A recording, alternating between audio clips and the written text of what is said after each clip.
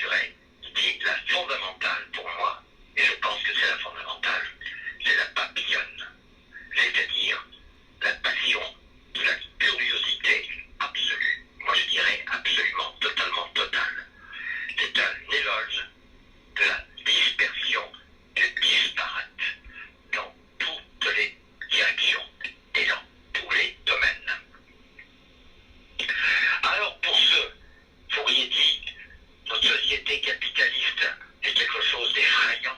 Elle est fondée sur le pouvoir et la domination et l'exploitation. Il faut donc fonder une nouvelle coopération qui pourrait devenir au XXIe siècle des coopératives, qui deviennent déjà des coopératives, qu'il appelle le phalanstère, qui réunirait pas plus de 2000 personnes et qui fonctionnerait selon un principe ludique de l'émulation. Toutes les activités pour vivre, potager, cultures diverses, sont fondées donc sur le jeu et sur l'émulation, en éliminant bien sûr toujours la compétition et le pouvoir et la domination par le gain.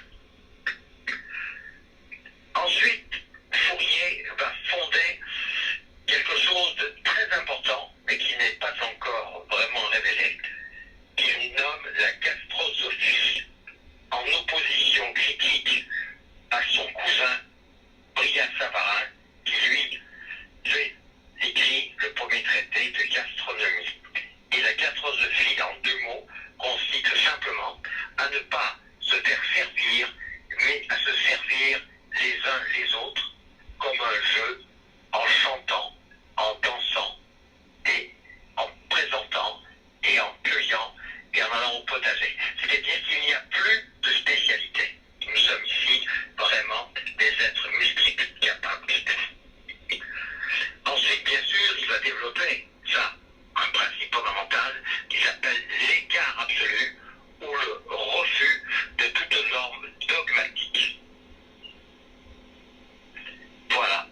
Alors, l'œuvre posthume de Fourier, car il n'a pas osé la publier de son vivant, personne ne l'aurait publié, Le Nouveau Monde Amoureux, ne sera publié aux éditions Anthropos par Madame Simone Lepoux, qui aujourd'hui a 101 ans, et en 1970, et en reprise dans la collection L'écart absolu par Caramba El Coyote, Giroux Gerwolf.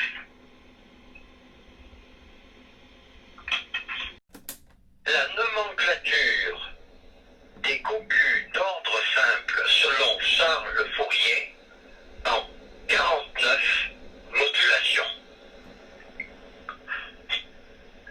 Le cocu en herbe, le cocu présomptif, le cocu imaginaire, le cocu martial, le cocu côteleux, le cocu goguenard, le cocu pur et simple, le cocu fataliste, le cocu condamné, le cocu irréprochable, le cocu de prescription, le cocu absorbé, le cocu de santé, le cocu régénérateur, le cocu propagandiste,